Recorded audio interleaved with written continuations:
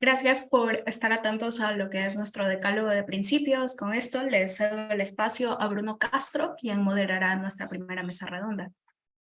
Muchas gracias. Buenos días a todos. Es un placer estar aquí hoy como moderador de nuestro primer panel.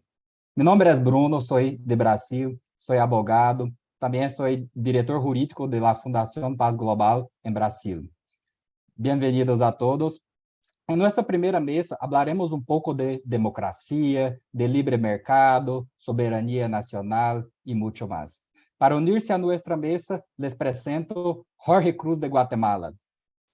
Jorge Cruz es licenciado en Ciencias Jurídicas y Sociales, es vicepresidente ejecutivo de Fundación Esquípulas y también es responsable del programa América Quo Vadis, delegado a las Américas.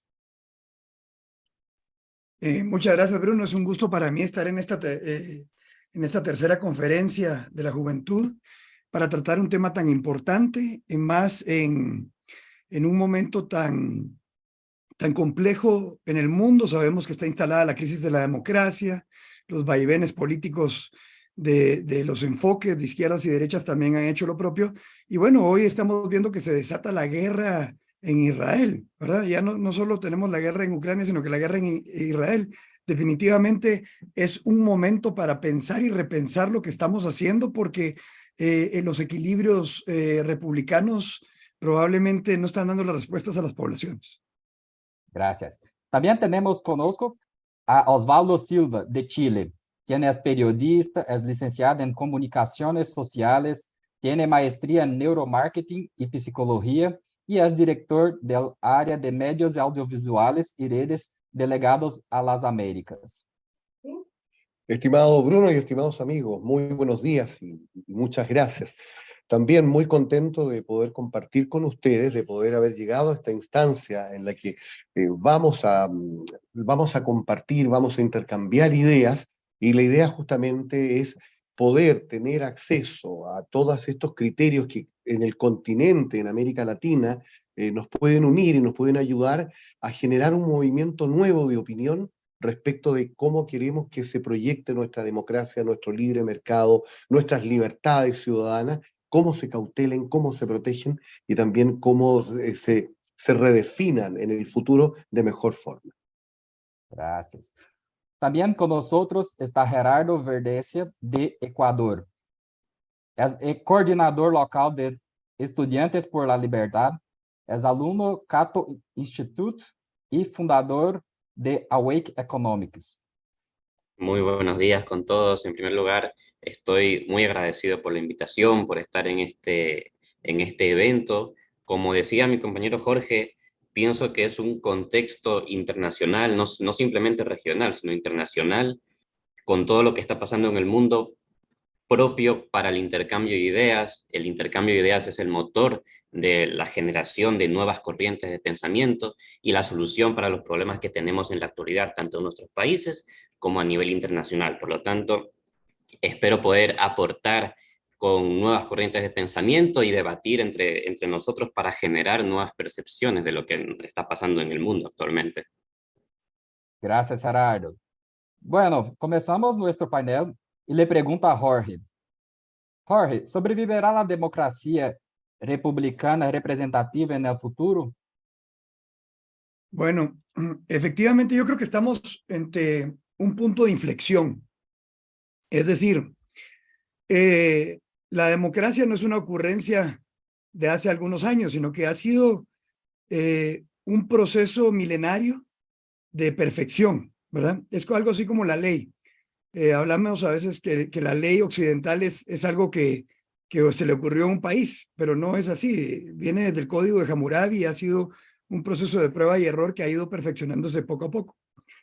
La democracia representativa ha sido eso. Y digamos el Estado moderno que nace a finales del siglo XVIII con la Revolución Francesa, la Revolución de Independencia de Estados Unidos y otros, ha dado lo propio. Hemos mejorado inmensamente nuestros niveles de vida, nuestra participación política y demás.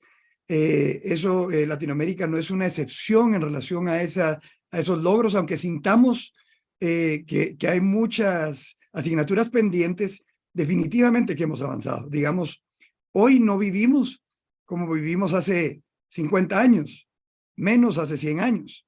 Hoy vivimos mucho, mucho mejor. Entonces, eso es innegable. Y tiene que ver con efectivamente las democracias representativas y la libertad que han dado. Porque antes los ciudadanos no tenían voz, opinión o participación en las decisiones políticas, ¿verdad? Y económicas de un país. Y por eso es que se dan esas resoluciones a finales del siglo XVIII. Entonces, así como en ese momento, y puedo ir más para atrás, que siempre han habido puntos cruciales, hoy estamos en un punto de inflexión. Porque hablamos de izquierdas y derechas, yo creo que es un debate superado, es decir, decía un líder de la izquierda, líder de China, que el gato puede ser blanco o negro, ¿verdad?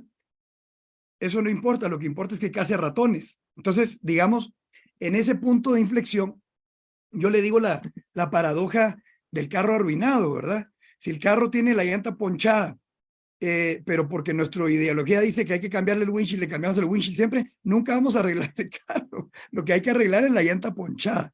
Pero aún y con eso, es un asunto de enfoques, aún y con eso, la libertad que nos han dado ha sido muy buena, pero los estados modernos hoy no están en la capacidad de resolver todas las problemáticas y necesidades que tenemos enfrente, ¿verdad?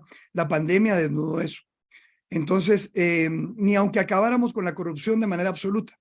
Entonces, ¿qué indica esto? Que hay niveles de frustración altos en las poblaciones y que esos niveles de frustración en las poblaciones se han acrecentado por la tecnología, ¿verdad? Ya no hay mediación de los medios de comunicación, sino que llega las cosas crudas a los celulares, y entonces eso nos obligan a repensar nuestras democracias republicanas.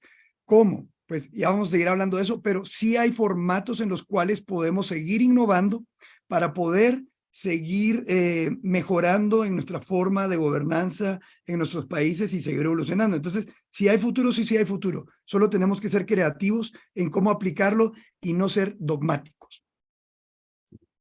Muchas gracias, Jorge. Osvaldo, ¿cuál es tu entendimiento? Bueno, yo comparto también que nuestra democracia, nuestra forma, si bien puede sufrir algunos cambios respecto de la aplicación, respecto de su ejercicio, la proyección es que debiera mantenerse. El problema es que nosotros tenemos que tener un desafío para poder mantenerla. Y en ese caso, Jorge apunta a un detalle muy importante, que es efectivamente, tenemos una democracia que en su aplicación de los años 50, era quien tenía el control de los medios, ejercía gran influencia en los procesos democráticos, en los procesos electorales de cada país. Mi madre me educó diciéndome que la televisión era la caja de los idiotas. Sin embargo, ella veía mucha televisión como lo veía yo. Entonces después era la televisión el gran factor hegemónico de la forma en cómo la ciudadanía veía los medios de comunicación, cómo veía la ciudadanía a través de los medios de comunicación. Los teóricos de la teoría de la comunicación también durante mucho tiempo se plantearon cuál era el papel que jugaban los medios respecto a la realidad que se representaba a la ciudadanía. Y ese fue nuestro debate hasta por lo menos los años 90. Con la irrupción del Internet, con la irrupción de las redes sociales, y vamos a llegar una vez más a la misma conversación que hemos tenido siempre, efectivamente nuestra democracia cada vez más se ha visto afectada. Afectada porque hay personas que efectivamente, fruto de sus sesgos cognitivos, se alimentan de la misma información y de las mismas respuestas que quieren encontrar. Por lo tanto, quienes piensan que el planeta hoy día todavía no es un planeta redondo, sino que es un planeta absolutamente plano, que es una mentira que llegamos a la Luna, va a encontrar el contenido y la información, y su celular no es solamente, no es el libro, no es la televisión, es su celular que tiene en la mano, que lo revisa cada 10 minutos, el que le va a estar confirmando esa información. Entonces, nuestra democracia tiene también un desafío para su sobrevivencia, que es enfrentar al fake news, enfrentar a la desinformación y educar a la población respecto de qué hace con tanta información, qué hace con tantos antecedentes que hoy día le pueden llegar y que le pueden generar la configuración de un mapa mental de una realidad que no es tal, y que desafortunadamente este aparatito que se convirtió en la Biblia de la predicación humana prácticamente, que se convirtió en nuestra cédula de identidad, en nuestro DNI, en nuestro pasaporte, en nuestra gestión de banco, en nuestro control remoto, prácticamente en parte de nuestro cuerpo. Es importante que también se convierta en el clarificador de los procesos que estamos viviendo como sociedad y no en un obnubilador. Eso, maestro. Gracias, Osvaldo. Perfecto. ¿Y tú, Gerardo, qué opinas sobre este tema? Yo realmente comparto parte de la explicación que nos dio el compañero Jorge sobre la visión amplia del desarrollo de los estados modernos en democracia que hemos tenido desde la Edad Moderna hasta la actualidad. Es decir, para poder determinar si las democracias actualmente, qué rumbo van a tomar un rumbo de mejora, se van a estancar o por otro lado van a romperse y a crear regímenes totalitarios de forma generalizada, que ya lo podremos profundizar más adelante. Tenemos que ver qué tipo de evolución ha tenido de forma amplia con el paso de las décadas, con el paso de los siglos. Y en la actualidad sí considero que estamos en un punto de inflexión en el sentido en el que estamos en el periodo de mayor desarrollo de la historia de la humanidad, eso creo que es evidente. La humanidad vive hoy mejor de lo que ha vivido en cualquier otra época de la historia de la evolución, pero también nos damos cuenta que conforme avanza la tecnología, los medios de comunicación y la información corre más rápido entre países y entre continentes, se van poniendo de manifiesto ciertas insatisfacciones de ciertos sectores o grupos sociales dentro de los distintos estados. Y esto, por ejemplo, lo podemos relacionar con el hecho de que existan países tan divergentes entre sí. Por ejemplo, es muy fácil acceder a información desde aquí, desde Latinoamérica, información de países europeos o de formas de vida de países occidentales o de Europa Oriental o de, por ejemplo, lo que pasó hoy, que hoy todos nos despertamos con la noticia de Israel. Y es muy sencillo hacer una comparación, o sea, una comparación de muchas cosas, una comparación de cultura, una comparación de regulación estatal, una comparación de nivel de vida en tal país. Y por lo tanto, es un caldo de cultivo para una posible insatisfacción crónica si no se homogeneiza todo esto, ¿no? Entonces, para poder determinar si las democracias van a poder sobrevivir, van a poder expandirse o van a poder mejorar, yo pienso que tenemos que pensar si es realmente posible, y esto pues lo puedo expandir más adelante, si es realmente posible calzar los intereses de los gobernantes, es decir, de la clase que determina las leyes y determina el funcionamiento y las normas y que en última instancia determina el modo de vida de la población de un país, y los propios requerimientos o las propias insatisfacciones de esa población. Es decir, ¿realmente podemos alinearlo o va a haber un permanente descalce entre objetivos o intereses de los que gobiernan y la población en su conjunto, que cada vez se segmenta en más grupos sociales con distintas formas de vida o distintas formas de entender el mundo? Ahí yo creo que está la cuestión realmente. Muchas gracias, Gerardo. Ahora vuelvo a parar a palabra a Osvaldo y le pregunto, ¿cómo impactarán las redes en las futuras formas de gobierno?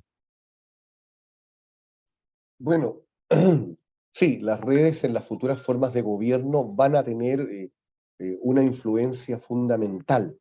No solamente cuando recién hablábamos de la información que ahí se recibe, sino que también en la materialización de acciones públicas que pueden terminar muy bien cuando son cosas muy positivas y muy mal cuando efectivamente son fruto de la desinformación o fruto de las incitaciones de odio o de los discursos de los discursos anti-organizaciones, anti-persona. En ese sentido, le ha pasado a distintos gobiernos independientes de su signo que el mensaje que el gobierno quiere entregar no es precisamente lo que la comunidad recepciona. Es más, como las redes sociales democratizan de tal manera los segmentos de información, generan islas de conocimiento, islas de difusión, que están expresadas a través de lo que son los influencers, los canales de información, y por supuesto estas personas tienen una gran cantidad de seguidores, y por lo tanto estos seguidores se nutren y se alimentan exclusivamente o principalmente de lo que esta fuente le dé, de lo que esta persona indique. Por lo tanto, los gobiernos que se piensa o se pretendía por mucho tiempo que tenían esta hegemonía completa de la comunicación, hoy día no la tienen. Hoy día todavía tienen grandes posibilidades de administrar y de llegar con bastante nitidez a los medios masivos. Entendamos los medios masivos que hoy día ya no son tan masivos, la televisión, la radio y la prensa. Y por supuesto, las formalidades de Internet. Entendamos las formalidades de Internet como aquellos portales que entregan contenido, que entregan información, que son susceptibles de ser investigados, que son susceptibles de ser aclarados cuando hay algún error. El problema de nosotros está en aquellos segmentos, en estas islas que yo hablo, que efectivamente van generando contenidos que a la gente le gustan y la gente empieza a no estar en televisión. Solo un ejemplo. Hace 20 años en Chile, un programa de televisión de un matinal o algo así tenía en promedio 30, 40 puntos de rating y debatía con otro programa si tenía 3 puntos más o 3 puntos menos. Hoy día un programa matinal de televisión lidera la mañana con 11 puntos y el otro programa es el que lo sigue con 9. O sea, ¿qué pasó con la otra cantidad de gente que lo veía? Bueno, esa gente está consumiendo cable, Netflix y fundamentalmente redes sociales. ¿Cuál o dónde estaría entonces el problema en este esquema? Estas microislas de información, lo que pueden generar es que las personas se alimenten exclusivamente de esa fuente, de ese espacio, y por lo tanto desconozcamos a su vez de qué fuentes, qué conocimientos y qué cosas se están entregando, porque hoy día la posibilidad de masificar, si bien está dada fundamentalmente por el contenido de entretención, por el contenido amigable y no por el contenido de reflexión, no la fuente, los espacios de reflexión, los espacios de información concreta y dura están muy dificultados. El ejemplo más directo, el COVID-19. Los gobiernos hicieron tremendos esfuerzos para explicarle a la comunidad qué pasaba con el COVID-19. Y afortunadamente, si bien resultó bastante bien, la gente entendió las advertencias de la ciudadanía, igual hubo una cantidad de islas de desinformación que lograron tergiversar e incluso anular el mensaje de los gobiernos. Por lo tanto, el llamado, así como hace un rato atrás cuando me viste la palabra, querido Bruno, era el desafío de la democracia es aprender a cuidarse a sí misma, el desafío de los gobiernos va a ser cómo logra retomar la masificación que tenía para la información oficial, saltando, colaborando, entrando, compitiendo con aquellos micromedios en donde efectivamente nada de la información que se pueda dar en el Estado está llegando. Perfecto, muy bien. Y Gerardo, ¿qué opinas? Respecto al problema de la información, yo veo realmente un contexto con dos caras. Es decir, por un lado, como bien dijeron, en el ejemplo del COVID era muy claro, ¿no? O sea, teníamos un problema global, un problema que tenía una explicación, o sea, una explicación y por lo tanto unas consecuencias lógicas que venían de ahí, es decir, teníamos que mantener la distancia, teníamos que tratar de cuidarnos, y aparecían esas islas de desinformación que negaban todo esto, ¿no? Por lo tanto, es un arma potencialmente peligrosa a la hora de incautar a personas para que tomen acciones en contra de la sociedad. Pero el problema que yo veo es dónde colocamos la línea a la hora de negar una información por este lado o por el otro. Es decir, al fin y al cabo, el tema de combatir las fake news necesariamente, si se quiere combatir de forma directa, necesariamente implica que alguien, una persona, un grupo de personas, tomen decisión activa sobre discriminar entre esto lo considero fake news, que esto no lo considero fake news. Por lo tanto, es otorgarle un poder de censura potencialmente arbitrario, que a lo mejor en un inicio no se establece de forma arbitraria, pero con el paso del tiempo podría establecerse potencialmente de forma arbitraria y evolucionar en otro tipo de cosa. Ya no sería una herramienta o un poder dado a un grupo de personas para combatir las fake news, sino que a lo mejor esas personas o las personas que después vengan detrás de ellos, no tiene por qué ser el mismo grupo siempre.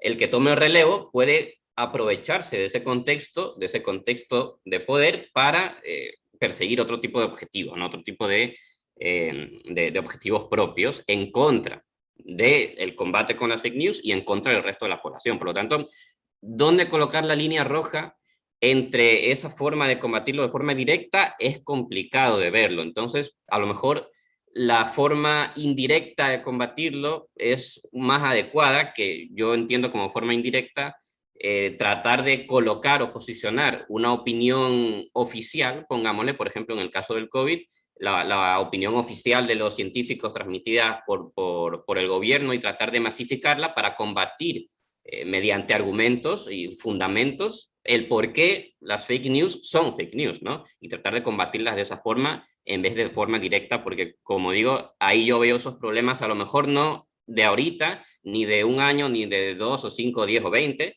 sino a lo mejor un poco más a largo plazo el establecimiento de ese contexto. Bien, bien. Ahora con la palabra Jorge. Muchas gracias, Bruno. Pues coincido con mis colegas que pues definitivamente impactará pues las redes sociales, pero yo me iría más allá de las redes sociales en el futuro. Tengamos en cuenta el contexto. De verdad que estamos viviendo una etapa de inflexión. Se dice o se dijo hace algunos años que las innovaciones que vendrían en los próximos 20 años serían mayores a las que obtuvimos en los últimos 200. Es que si lo ponemos en contexto, eso es mucho. La invención de la luz, el carro, la revolución industrial, el internet, la televisión. Bueno, un sinfín de invenciones que en los últimos 200 años, esos van a ser superados en 20 años. Es decir, en el año 2040 vamos a estar viviendo en una sociedad con tecnología que apenas estamos iniciando hoy a imaginar. Y pareciera como que un cliché lo que digo, y como que en Guatemala decimos asustar con el petate del muerto, pero está siendo realidad, está siendo realidad. Hoy estamos teniendo este tipo de eventos que antes no lo soñábamos, ¿verdad? Y los celulares están teniendo una tecnología mayúscula, veamos los carros, todo está cambiando muy rápidamente. No digo que va a ser, o sea, lo que hacemos lo vamos a hacer de una manera más eficiente, que nos sorprenderá. Pero en relación a eso, obviamente solucionaríamos problemas, pero tendremos también, se crearán otros problemas, ¿verdad? Se habla de los puestos de trabajo y demás. Y en lo que son las redes sociales, pues tenemos lo primero, la problemática que ya no hay mediación, que era también buena y mala, ¿verdad? Porque un medio de comunicación antes decidía qué publicaba y según algunos el financiamiento, los intereses, y muchos publicaban, ¿verdad? Y entonces había un cuello de botella ahí para alguna información que se quería publicar y no salía nunca porque no le interesaba el medio de comunicación. Ahora eso fluye. Es decir, toda la información fluye. Pero como les decía en la intervención inicial, eso que fluya a veces no es tan bueno porque genera frustración. A ver, en el Congreso de un país está beneficiando un sector y eso genera frustración en toda la gente, pero tal vez no se está conociendo el contexto y tal vez no es malo, ¿verdad? Entonces, es peligroso. ¿Y qué decir de las deepfakes o las fake news que dijeron? Es decir, hoy es muy difícil saber qué es mentira o qué es realidad. De verdad que yo lo cruzo la información. Trato de cruzarla lo más que puedo, pero hace algunos días envié una información a un grupo importante y parecía ser cierta bajo todos los argumentos. y después comprobamos que eran mentiras. Entonces es muy complejo para el ojo no experto, pues cae en cada una. Entonces es ahí lo que decía Osvaldo, de que en la pandemia, pues es que entre verdades y mentiras ya no sabíamos qué era verdad, ¿verdad? Porque medias verdades con mentiras, entonces hacía complejo desenmarañar esas fake news. Y obviamente ahí lo que cabrá es la regulación de algún tipo, pero creo que fluye tan rápidamente que no sé si tendremos la capacidad de regular. Pero bueno, esa es la parte negativa. Ahora, en las formas de gobierno en el futuro y la parte positiva es que esa frustración que tenemos de manera inmediata también puede ser una opción de desfogue, de desahogo, válvula de escape en determinados temas. Es muy atrevido lo que estoy diciendo, pero es así. Es decir, nosotros hablamos como como una añoranza de la democracia griega y esa democracia que era directa, ¿verdad? O es representativa. No, que en ese representativo nuestros representantes no cumplen con nuestras aspiraciones. Y ha sido una discusión permanente, que ojo, tiene sus filtros y los filtros siempre son buenos. Pero en determinados temas tenemos la capacidad de profundizar la democracia mucho más allá de un voto de autoridades, sino puede ser un voto en temas. Yo sé que es complejo lo que digo, pero la tecnología hoy nos permite poder ver percepciones, medir percepciones inmediatamente. A cada rato se hacen encuestas en Twitter, Facebook, yo no sé, cualquier red social. Y eso son percepciones que pudiéramos tener de manera directa en un sistema establecido. Y se habla de que hay muchos riesgos. Los hay en todo tema. Al contrario, el blockchain hace más seguro esto que cualquier cosa. Entonces, creo que bajo esas visiones podemos también aspirar a que nuestros sistemas representativos pueden ir siendo superados por sistemas más aterrizados con la población, lo que generaría una participación más directa, pero obviamente todavía no terminamos de pensarlo porque también puede ser una amenaza esto. Entonces creo que las redes sociales sí, definitivamente ya están teniéndolos, no se lo tendrán, ya tienen impactos, pero pueden ser muy positivos si los administramos de una manera correcta. Sí, muchas gracias. Y seguimos la palabra con Jorge. Jorge, ¿es factible que se genere anarquía, desgobiernos y nuevas formas de totalitarismo? Lo acabo de decir, sí. Es completamente factible. Porque, a ver, definitivamente nosotros debemos de tener siempre un oído puesto a la voz del pueblo, se llama, ¿verdad? Y algunos le tienen alergia a eso. Se habla del populismo, definitivamente hablarle al oído del pueblo puede ser utilizado mal, pero también puede ser utilizado bien, ¿verdad? Pero si es mal administrado y es utilizado mal, es una amenaza terrible que pudiera derivar, no solo, olvidémonos del totalitarismo autárquico, el totalitarismo de un líder que todo lo sabe, todo lo hace y que algunos lo añoran, pero no lo añoran hasta que el líder no les ha puesto el ojo a ellos. Es terrible. Un dictador siempre es terrible, siempre. Pero, y con herramientas como, pues, con estas tecnologías, con lo que está ocurriendo, puede ser todavía más terrible porque se puede manipular a la información, a la población de una manera más fuerte. Entonces, minorías sufren mucho en eso, pero también tiene otra vertiente y es el totalitarismo anárquico, ¿verdad? El totalitarismo de mayorías y dictaduras de mayorías sobre minorías, que nunca es bueno eso, ¿verdad? Entonces se vuelve un asunto muy complejo, porque definitivamente, decían los romanos, Vox Populi, Vox Dei. La voz del pueblo es la voz de Dios, ¿verdad? Pero ¿cómo administramos esa voz del pueblo? ¿Y cómo lo trabajamos para que no sea un totalitarismo anárquico que pase sobre minorías? Y es ahí donde nosotros tenemos esa dupla, que van completamente anexionados. El término debería ser no democracia y república. El término debería ser democracia república. Porque una sin la otra no pueden ser. ¿Me explico? La democracia es el sistema sistema justo de entrada al poder, ¿verdad? Es decir, hay reglas del juego y cualquier visión o enfoque de pensamiento puede entrar a ello. Y es correcto que pase. Necesitamos válvulas de escape. Válvulas de escape. Y si nosotros oprimimos a una de las visiones, estamos haciendo lo mismo que acabo de decir. Estamos siendo unos dictadores sobre otros. Entonces es justo. Pero las reglas del juego están muy bien establecidas. Alternabilidad del poder, etcétera, etcétera, etcétera. Ahora, ese es el sistema de entrada. Pero el sistema de gobierno es la república, la división de los poderes, para que los frenos y contrapesos no permitan dentro del gobierno el abuso. ¿Verdad? Entonces, si nosotros tenemos, y eso se resume en otro concepto, el Estado de Derecho.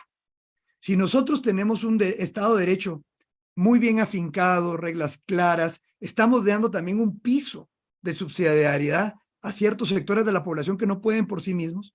Entonces nosotros ahí vamos a tener un equilibrio. Y dentro de ese equilibrio, entonces definitivamente podemos aspirar a que una administración de la voz del pueblo, de una democracia, de profundización de la democracia a ese nivel, democracia directa, pueda ser justa y válida. Pero repito, es todavía un punto de inflexión en el cual tenemos que pensar mucho y tenemos que ir paso a paso, porque ya les decía, la democracia, la república, las leyes no son una ocurrencia de una revolución. Si ustedes ven el contexto de cada uno, la Revolución Francesa, la Revolución de Independencia de Estados Unidos, cada uno de esos hitos han tenido una serie de hitos menores alrededor de mucho tiempo, que han ido moldeando una idea que le llegó su tiempo en esa revolución. Pero entonces no puede ser rápido. Tenemos que ir poco a poco y dejando que el proceso vaya dando las respuestas. Muchas gracias, Jorge. Gerardo, ¿qué opinas? Yo quería aprovechar la pregunta, el tema, porque me parece muy pertinente. Es decir, en el futuro viviremos en nuevas formas de totalitarismo. O sea, vamos a avanzar bajo la organización política actual, mutará o evolucionará en el buen camino, o se destruirá y podrán ir apareciendo nuevas formas de totalitarismo. Bueno, para entenderlo, para poder reflexionarlo bien, entendamos que totalitarismo implica el control directo de la vida general de las personas por parte de una pequeña oligarquía, ¿no? Es decir, al final estamos diciendo que un grupo limitado de personas, no sabría decir qué tan limitado, pero un grupo se impone a la población en general, ¿no? Y entonces, claro, esto me lleva a pensar que para poder determinar si va a haber totalitarismo o no, tenemos que necesariamente ligarlo a que ese totalitarismo necesariamente tendría que surgir o tendría que nacer de lo que hoy entendemos o vemos como la política. Es decir, al fin y al cabo, la política es el ejercicio del poder, ¿no? La cuestión es determinar, ¿ejerzo el poder para qué? ¿Con qué fin? Voy a ejercer el poder para alinear esas acciones con las preferencias o las necesidades generalizadas de la población, o voy a ejercer ese poder para satisfacer mis propias necesidades como clase gobernante. Y para determinar, como digo, si vamos en ese camino o vamos en el otro camino, tal como yo lo veo, yo diría que tenemos que darnos cuenta que las relaciones implícitas o naturales, si la podemos decir así, de la política, tienden o incentivan a que haya un riesgo latente a que se camine en el lado del totalitarismo. ¿Por qué?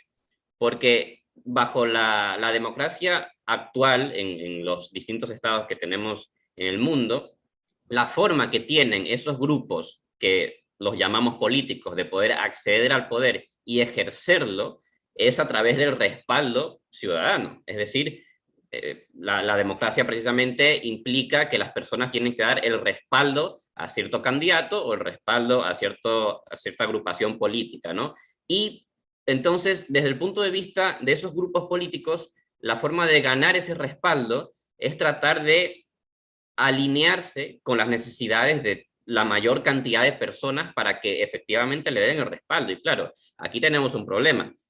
Yo como político o partido político puedo genuinamente alinearme de verdad, de forma efectiva con esas necesidades, o puedo aparentar que lo estoy haciendo. O sea, es decir, puedo ponerme una careta, puedo mentir en última instancia a la población. ¿Por qué? Porque tanto una cosa como la otra me va a ayudar a conseguir el objetivo de conseguir ese respaldo generalizado. Por lo tanto, ahí yo veo una relación natural o una relación implícita que ya de entrada puede incentivar a que la forma de conseguir ese respaldo no sea a través de una alineación genuina de los intereses de la población con el de los gobernantes, sino de una mentira, ¿no? De una falsa apreciación de esos intereses. Entonces, y eso yo lo veo como un riesgo latente, es decir, independientemente de a quiénes o a quién personas o a qué partidos pongamos en ese contexto, independientemente de la persona, ese riesgo está latente, ¿no? Porque puede incentivar ese camino.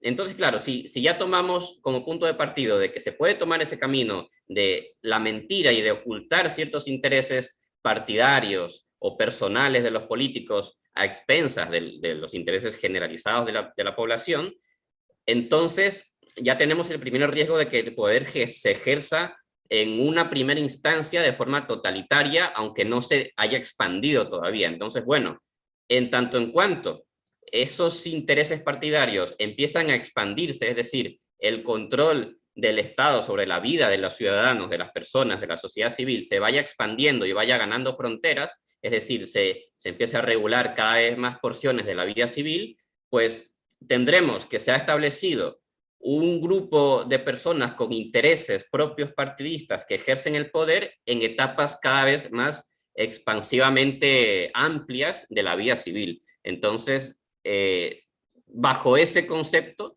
podríamos entender que el camino hacia el totalitarismo puede ser un riesgo latente. Es decir, no importa qué personas o qué políticos o qué partidos estén efectivamente tratando de conseguir el poder, van a tener bajo ese contexto natural de la política un riesgo latente a poder caminar hacia allá. Entonces, eso es en última instancia lo que yo pienso que la ciudadanía en general, todos nosotros tenemos que poder observar, ser conscientes de ello para establecer los correspondientes límites, ¿no? Habría que determinar cuáles son, pero precisamente para eso sería necesario, ¿no?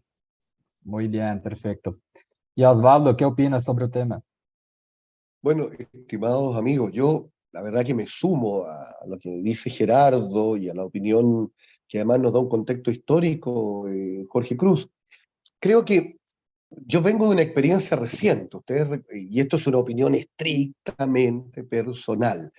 En octubre de 2019, Chile vivió lo que algunos indican como un estallido social, en donde el hecho que se subiera el valor, supuestamente ese sería el detonante, el valor del pasaje de metro y micro para los estudiantes en 30 pesos, provocó una cantidad ¿cómo se llama?, de actos masivos que partieron evidentemente con la evasión para pagar el metro, pero luego se convirtió en la noche y en los días sucesivos en saqueos, quemas de cosas, y era todo un tema, y esto se fue llenando y se dotó además de imágenes, de videos que fueron reforzados por las redes sociales, en donde además se constituyó un grupo anárquico que se instaló en un sector muy importante o muy clave de Santiago, que es la Plaza Italia, a la que pretendieron cambiarle el nombre como la Plaza de la Dignidad. Y si tú conversabas con las personas que estaban ahí y que cada viernes se congregaban en una lucha para enfrentar a carabineros, ellos sentían que estaban haciendo nada menos que una revolución nueva, que eran prácticamente los actores fundamentales del cambio. Y había un tremendo grupo ahí, que eran personas que eran lo que podríamos llamar un lumpen proletario, grupo de personas que efectivamente no tenían ni formación política, ni formación académica, ni nada, estaban ahí cometiendo delito o estaban actuando llevados por la poca instrucción que les daba o las redes sociales o sencillamente el volante, el panfleto. Y esas personas generaron en distintas partes del país una situación de de casi colapso. Tuvimos a un presidente, Sebastián Piñera, con dificultad para administrar el país durante esos días, algunos días atrás indicando que unos sectores políticos estuvieron detrás de esto, aprovecharon esto, con esto se configuró una tendencia que generó, por supuesto, los elementos para que llegara un gobierno como el de Boric hoy día al poder. En definitiva, ¿qué ocurrió acá? Ocurrió que el desgobierno estuvo demasiado cerca y que se disfrazó de estas frases populistas como que la dignidad se haga costumbre. Se naturalizó, por ejemplo, que un perrito, que era un perrito negro, que era muy típico en una universidad en Santiago, se llamara el perro mata Paco, o sea, el perro asesina carabineros. Ese era, se le generó todo un elemento, se le generó todo un contexto cultural, con poleras, con imágenes, con todo. Bueno, eso que podía haber quedado en una actitud que ocurría habitualmente, en un accionar de un grupo organizado que trabajaba los días viernes, se convirtió en un proceso casi de cambio social, con un costo tremendo, con un daño que hasta el día de hoy se ha generado en un sector de la región metropolitana de personas que no pudieron volver a abrir sus negocios, porque la gente tiene miedo que esto vuelva a ocurrir, entonces arriendos, venta, un sinnúmero de elementos comerciales se afectaron al país. Para luego llegar a un gobierno como el de Boric, en el cual menos de la mitad de aquello que estaba propuesto y que nació en el marco de este acuerdo. Imagínense que nos llevaron hasta un proceso constitucional en el que íbamos a cambiar una constitución, producto de la demanda ciudadana que estaba en estas manifestaciones. Constitución que finalmente no se aprobó porque ya llegó a un nivel de estupideces, disculpen la expresión, llegó a un nivel de cosas demenciales, un nivel de cosas demenciales, distintos tipos de justicia, cambiarle la letra a la canción nacional, incorporar ciertos elementos a la tradición. No, fue una locura, se rechaza. Y ahora estamos en un nuevo proceso constitucional. Llevamos, al final, desde el 2019 hasta el día, llevamos perdiendo tiempo y deteniendo al país de aquellas cosas que sí les son importantes. Bueno, les contaba esto para una sola reflexión, para no ahondar en lo que muy bien expuso Gerardo y muy bien expuso Jorge. La posibilidad que el autoritarismo, o más que el autoritarismo, el totalitarismo, venga escondido de demanda, venga escondido de justicia, venga disfrazado de justicia, siempre es un tema permanente. Y aquellas democracias que se sienten sólidas y que se sienten seguras, probablemente no están tan seguras ni tan sólidas si no hay la suficiente información, el suficiente control, pero también, como lo decía Gerardo, con los resguardos necesarios. Muchas gracias, perfecto, brillante. Ya. Y ahora devuelvo la palabra a Gerardo y le pregunto, ¿cómo será el sistema de gobierno en el futuro que pasará con el libre mercado y la propiedad privada? Bueno, sobre la propiedad privada, yo pienso que al punto en el que hemos llegado como sociedades está bastante bien establecida, es decir, bastante consolidada. El tema de la propiedad privada es un tema que entra en discusión desde la época antigua, es decir, Aristóteles, los griegos ya hablaban de ello, conforme avanzaba la historia de la humanidad en la Edad Media se hablaba de propiedad privada, propiedad comunal, se decía si es más efectiva o no, si es más justa o no, si es más eficiente o no la propiedad privada, el establecimiento de propiedad comunal.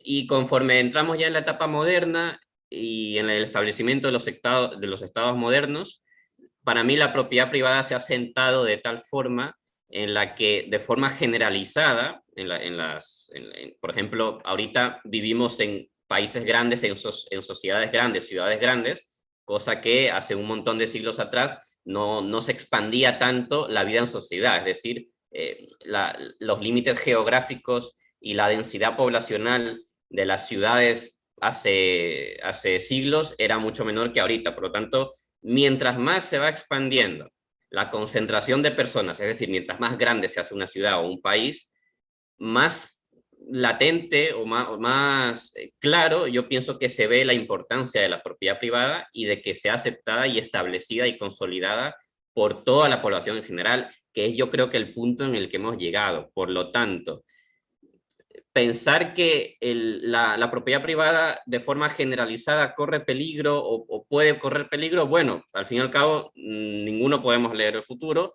y siempre habrá que dejar una ventana abierta al hecho de que por la causa de la incertidumbre puedan ocurrir ciertas cosas o se puedan dar ciertos retrocesos.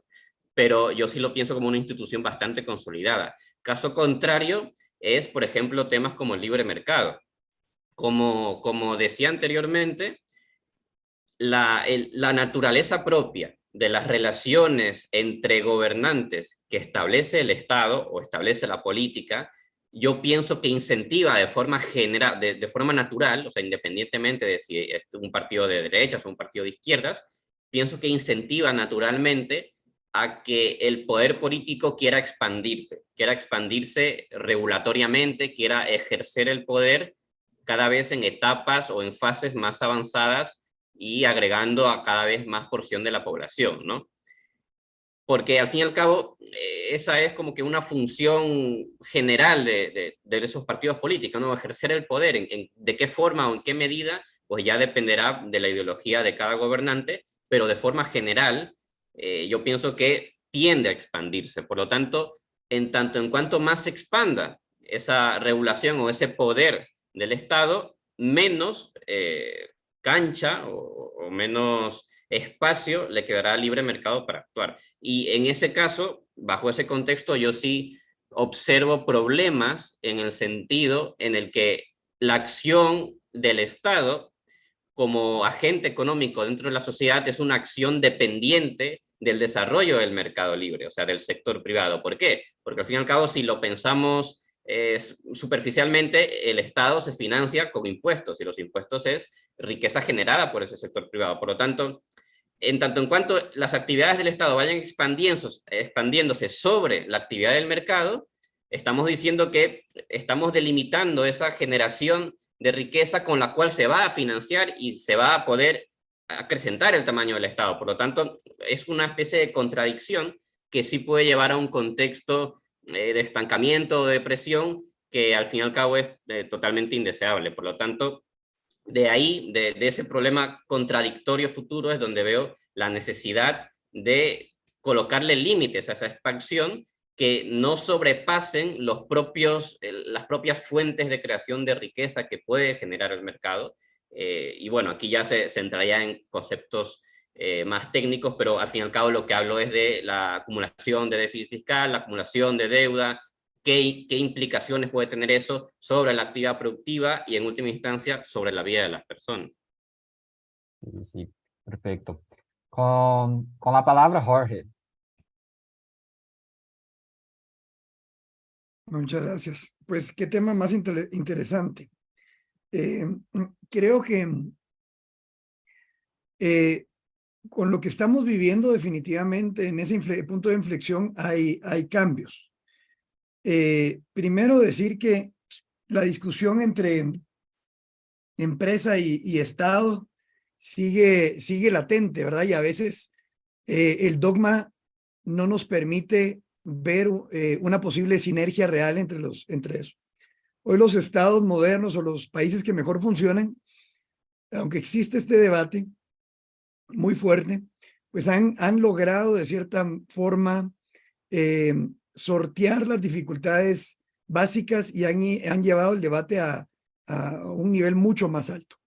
Es decir, el tema de que el Estado da un piso mínimo para que los ciudadanos puedan perseguir, como dicen los americanos, su búsqueda por la felicidad, es decir, tener las herramientas necesarias para poder perseguir la felicidad, pues suena muy bonito, pero si nos damos cuenta hay ciertas implicaciones en esa aspiración, es decir, la salud, la educación, me explico, hay pisos mínimos, inclusive las mismas vías de comunicación.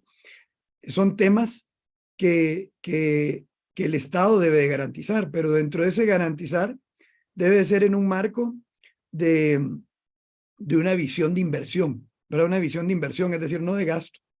Una visión en la cual se está invirtiendo para que la ciudadanía esté mejor. Y yo sé que es controversial esto, pero es necesario, y así es como han salido las sociedades adelante. Han llegado a ser estados desarrollados. Y eso debe tener un principio básico, es el presupuesto balanceado, porque vimos que en los estados de bienestar de mitad del siglo pasado, tratando de generar ese estado de bienestar, casi quiebran sus estados, en algunos casos los quebraron, ¿verdad? Entonces es algo que tener en cuenta primero. Ahora, en cuanto a ello, en relación a la propiedad privada, vemos que esas políticas de atentar contra la propiedad privada en la región latinoamericana y en otras del mundo, pero en Latinoamérica, no han resultado bien. No han resultado bien, porque como decimos en Guatemala, zapatero a tus zapatos. Pero la generación de riqueza y las personas que tienen eso en sus manos es porque tuvieron la capacidad de tenerlo en sus manos y de administrarlo. Y ahí voy a irme, no quiero ser dogmático, pero a veces cuando uno revisa la Biblia es un libro sabio, no viéndolo desde el punto teológico. Y está pues unos versículos donde habla de los talentos, ¿verdad? Y es decir, al que produce más, dale más, ¿verdad? Y es como contradictorio, pero real.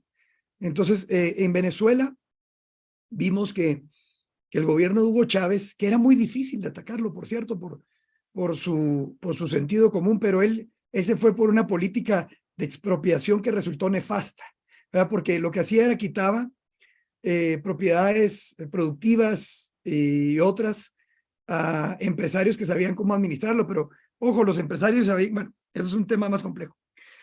Pero no resultó para nada bien. Fue un error garrafal de haberle quitado esas propiedades a esas personas. Se los entregaron a los que hoy se les llama bolibures, ¿verdad? Militares cercanos al poder, y lo que hicieron fue quebrarlo. Tanto que están teniendo que tratar de revertir esa imagen sobre lo que es Venezuela. Pero entonces la prueba es que no ha resultado bien en ese estado. El tema de las reformas agrarias que hizo Estados Unidos, hicieron algunos países latinoamericanos y todo, por la cantidad de población me parece que quedó en el pasado. Entonces la propiedad privada tiene un tinte en el cual, por su forma de administración dentro de lo privado, pues ha ido probando que es la forma de trabajar, es la forma. Pero ahora llegamos a otra problemática.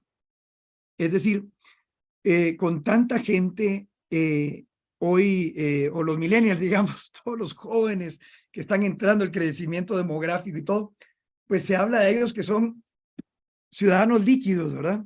Trabajan cerca, o sea, tienen su lugar de vivienda cerca de sus trabajos, no aspiran a comprar nada, sus compras son la tecnología, sus celulares y demás, y eso ha probado ser también nefasto, ¿verdad? Es decir, no tienen acceso a la propiedad privada o una propiedad privada muy básica y muy precaria y hace líquida. Yo diría que habría que pensar en qué riesgos trae eso para la propiedad privada. Ya decía Osvaldo el caso chileno, que subieron un poquito la cuota de las pensiones y miren el efecto que eso tuvo. Entonces, digamos, tal vez la tensión financiera que está teniendo grandes capas de la sociedad es mayúscula. Y esa tensión financiera pone en riesgo la propiedad privada.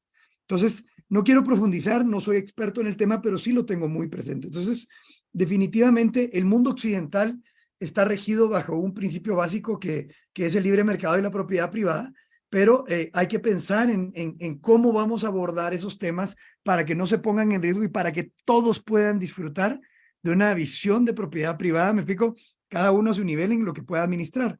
Ahora, en cuanto al libre mercado, ya voy terminando, que se me hizo largo esta intervención, y es el tema que tal vez menos sé, Bruno, pero es complejo, es muy complejo. En cuanto al libre mercado, tenemos que también tener en cuenta, porque a veces nos perdemos. Me parece que nos contradecimos como en todos los temas. Creo que no desenmarañamos el contexto. El contexto siempre nos lleva a la razón. Y es que el libre mercado es un planteamiento en contraposición a las monarquías, a la centralización del poder, pero no solo el poder, de la propiedad de las monarquías y tener o sea, asfixiar la capacidad de ostentar propiedad privada y capital para las capas burguesas y para las capas bajas, ¿verdad? Medias y bajas. Entonces, lo que fue el libre mercado, el planteamiento de la riqueza de las naciones de Adam Smith, es la democratización del capital, no la concentración del capital. Es la democratización del capital. Como en un sistema de mercado, de oferta y demanda, ese mercado podía dinamizarse para el acceso del bienestar para todas las personas. Y sí se ha dado de cierta forma. Ya les dije en mi primera intervención que hoy vivimos mejor que nunca, pero creo que hoy el discurso se ha cambiado, porque se ha planteado como que ese planteamiento de Adam Smith es para la concentración. No, no es así. Es la democratización del capital. Y entonces en ese libre mercado tenemos que entender que el libre mercado es libre mercado. Un libre mercado en donde se estimula la competencia, el acceso a la tecnología, el acceso a la capacidad técnica, el acceso al capital por medio de los préstamos, no a la concentración de ello y no al manejo de ello de manera centralizada, no tal vez en el Estado, sino en el mercado, pero haciendo lo mismo que el Estado, solo que en el mercado por grandes empresas, por grandes intereses que asfixian ese mercado. Entonces, definitivamente hay un riesgo, pero con la tecnología que hay hoy, lo tenemos que abrir. Es decir, tenemos que romper las prácticas mercantilistas que hablan de un discurso contra el Estado, pero se benefician permanentemente del Estado, contratos del Estado. Entonces, eso hay que sacarlo, lo saco a la palestra. Yo sé que es muy controversial, pero es real. Entonces, se habla de no del Estado, pero ellos se benefician del Estado, pero eso no se le permite a la ciudadanía en general poder tener acceso a esos beneficios del capital, del libre oferta y demanda. Entonces,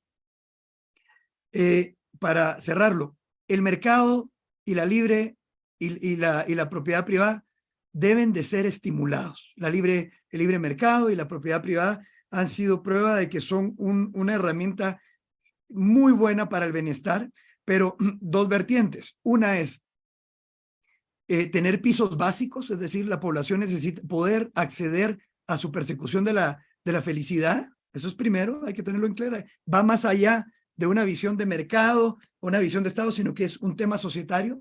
Y lo otro es ser consecuentes. No podemos estar hablando lo que no hacemos, ¿verdad? Es decir, no aquello de hagan como dicen, pero no como hacen, sino que tenemos que ser consecuentes en nuestros discursos, porque hablamos de no Estado, pero nos beneficiamos de él. ¿Me explico? Y el acceso, lo que están teniendo hoy nuestros jóvenes, y ya no tan jóvenes, porque los millennials ya no son jóvenes, no es grande. Los pobres no aspiran ni siquiera a una propiedad y no les interesa. Prefieren, con la precariedad que tienen, viajar o disfrutar el momento, pero no están pudiendo acumular capital bajo ningún punto de vista porque el mercado no está dando las soluciones. Muchas gracias, Jorge. Ahora pergunto a Osvaldo, terminarão as soberanias nacionais e se instalará um governo mundial que ditará todo? Bueno, ese es un tema que se cruza con varias cosas. Se cruza uno con el contexto mundial cuando decíamos en los años 90, la llegada de la globalización de las comunicaciones, la universalización, y también con algunas teorías conspiranoicas, ¿no? Del nuevo orden mundial, de un gobierno central, de poderes ocultos en la oscuridad que estarían haciendo cosas para justamente centralizar esto. Yo creo que no, yo creo que vamos a generar efectivamente, vamos a acentuar las formas de convivencia mundial, vamos a estandarizar sin duda alguna muchos elementos de la práctica política, del ejercicio de las políticas públicas, porque hoy día tenemos muchas más facilidades para ver qué está pasando en los otros países, cómo se están aplicando, qué elementos se logran o qué elementos no se logran o fracasan de aquellas políticas públicas que se ejercen en los países. Vemos cómo las propuestas de administración del Estado que se dan también, vemos cuáles han sido mejores y cuáles no, sin dejar de mencionar la cantidad de convenios internacionales, acuerdos marcos, que como países nos van llevando. Y obviamente uno podría pensar que esto era un tema exclusivamente de los amigos del barrio, era un tema del continente. Pero hoy día vemos que distintos países del continente conversan con otros continentes, generan nuevos acuerdos y prácticamente todas las poblaciones del mundo tenemos hoy día grandes grupos de personas que llegaron, que migraron con nosotros, que llegaron trabajando, que llegaron incluso por la vía de los negocios, otros por el problema de la inmigración que ocurre, y se han establecido. Y por lo tanto nuestros países conviven y coexisten al interior de ellos un sinnúmero de culturas, un sinnúmero de formas de entender, y por lo tanto nos hemos tenido que ir, escúchenme bien, armonizando. Hemos tenido que armonizarnos internamente para poder funcionar. Yo creo que por lo menos no vamos a perder el sentido de país, el sentido territorial, con aquel concepto de que con aquel concepto de que tenemos una historia, un pasado, tenemos una lengua común. Yo creo que eso no lo vamos a perder. Efectivamente, hay cambios que tienen que ver con la armonización, producto del tema global y producto del proceso interno de cada país, en donde muy pocos países han escapado a la cantidad de nuevas culturas que se le han desarrollado, sin dejar de mencionar, evidentemente, también la promoción cultural que ha significado, que han aportado los medios de comunicación en cuanto a contenido, series, información, formas de entender. Entonces, por lo tanto, creo que no vamos a llegar a un estado de esa naturaleza.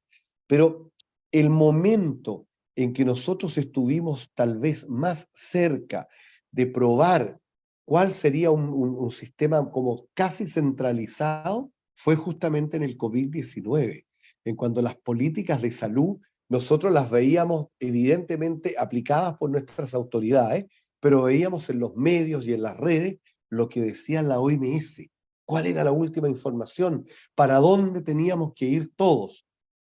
Tal vez ese tipo de coyunturas en las que como nos obligan como humanidad a actuar en conjunto, es más probable que se den en el futuro que un Estado único, nacional, y que controle absolutamente todo. Esa es por lo menos mi opinión, estimado Bruno. Yo pienso como tú. Gerardo, ¿qué opinas sobre este tema?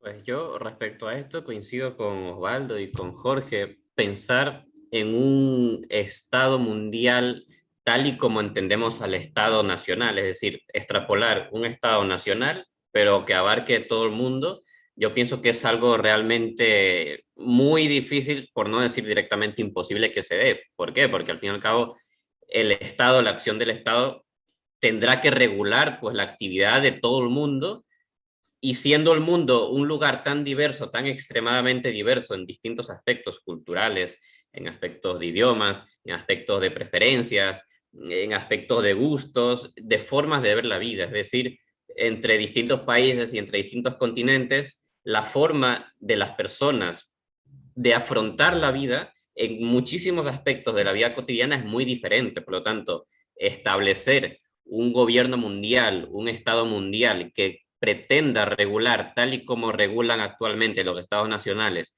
la vida de las personas, es realmente imposible, salvo con un nivel de violencia y de poder muy grande, tan grande que pienso que directamente sería inconcebible, ¿no? Por la cantidad de personas que tendría que abarcar.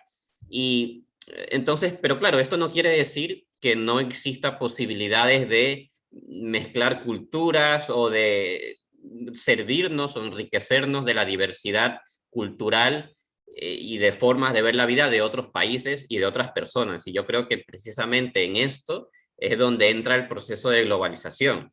Es decir, en las últimas décadas el mundo ha vivido un proceso de integración internacional de la mano de la globalización, tanto de forma comercial, con el libre comercio internacional, también con el flujo de personas, ¿no? En este aspecto hay, digamos que, restricciones, evidentemente las fronteras no son abiertas, y este es otro tema de debate bastante interesante y profundo, pero el hecho real es que se ha ido involucrándose en un proceso de integración mundial de distintos aspectos que, como decía Osvaldo, al fin y al cabo lo que nos hace es convivir dentro de nuestros países con culturas diferentes y enriquecernos y servirnos de esas culturas diferentes. Y yo pienso que de esa forma descentralizada, estableciendo los límites y acatando las normas y las leyes de cada uno de los países a los que los migrantes acceden y se quieren establecer para vivir, es la forma correcta de buscar esa integración cultural y no tratar de hacerla homogénea a través de un poder centralizado que trate de abarcar de una forma que necesariamente tendría que ser muy violenta la vida de todo el globo terráqueo, cosa que, como digo, es bastante improbable por el hecho de la gran diversidad que existe y el gran sentido de pertenencia a una zona geográfica concreta, o sea, un lugar concreto que también coincido con Osvaldo, no creo que se pierda, no creo que la sociedad lo vaya perdiendo. Bueno, Jorge, con usted. Solo muy Terminarán las rápido. soberanías nacionales y se instalará un gobierno mundial que digitará todo. Miren, primero, la ONU está muy desgastada, ¿verdad? Está completamente desgastada, su representatividad está completamente deteriorada, no tiene capacidad de articulación y dentro de los mismos países ha perdido legitimidad. O sea, ha tenido un desgaste. No. Partamos por ahí, si es que hay un gobierno mundial, pensar que la ONU no tiene la capacidad. ¿Verdad? Segundo, yo sí creo que definitivamente esas teorías de conspiración a veces se fraguan, no a veces, definitivamente se fraguan sobre realidades. Probablemente hay realidades en ellas. ¿Verdad? Y definitivamente deben de haber grupos poderosos que buscan controlar para sus fines las decisiones que afectan a las poblaciones mundiales. Eso puede ser una realidad. Ahora es si pueden y cómo pueden, ¿verdad? Porque es por ahí donde uno debe de entrar. Cuando a uno le dicen alguna idea o demás, uno lo que tiene que ver es como el fake news, cruzar la información e identificar si es real, ¿me explico? O sea, si de verdad se puede. O sea, entonces me parece que todavía es algo inverosímil, ¿verdad? Es algo inverosímil pensar que un grupo va a poder dominar todo relativo, lo que pudiera pensar uno que va a tomar 100 años, de repente toma un día, sí, pues, todo es relativo. Todo puede ser, todo con las condiciones adecuadas, todo puede cambiar de manera muy rápida. Pero sí, ok, creo que hay grupos, creo que no están en la capacidad. Ahora, recuerden que el mundo de la globalización es el mundo que surge después de la caída de la cortina de hierro y la Unión Soviética. ¿Verdad? Ese mundo unipolar de la globalización, sí, ese sí era dirigido por un mastermind que era Estados Unidos. Ese sí fue dirigido por Estados Unidos. Ese era el mastermind. Ahí es cuando más cerca hemos estado del gobierno mundial, por decirlo de alguna forma. Nadie lo ataca de esa forma, pero es ahí donde realmente casi que llegamos a un mundo, un mundo como un gobierno mundial. Estados Unidos intervenía en todos los estados de una manera. Pero a raíz de estos últimos años, que es muy reciente, vemos que el mundo ha ido profundizándose en la multipolaridad. Hoy los BRICS se han ido fortaleciendo muy fuerte. La Unión Europea se ha ido debilitando, Estados Unidos se ha ido debilitando, y China como un factotum ha tomado una fuerza increíble. ¿Verdad? Entonces, pensar que ellos están de acuerdo es ser ingenuo. No están de acuerdo. Cada quien está persiguiendo sus intereses. Entonces, ¿de dónde podemos devenir? Si la ONU está debilitada, si que hay un mundo que van a dirigir un solo gobierno mundial, por lo menos bajo mi análisis, no cuadra. Y no teniendo en cuenta el mundo multipolar y a raíz de lo que mencionó Gerardo y viendo los hechos de hoy, ¿cómo unimos las culturas? Las visiones teológicas. ¿Cómo centralizamos el mando político para decir, miren mucha, todos hoy van a tener que vivir en esta ciudad? ¿De verdad estamos en capacidad de hacer eso? No, no lo veo, operativamente no veo la capacidad de que eso ocurra. Es como que estamos muy alejados de una realidad, de un órgano que centralice el mando y que diga qué hacer.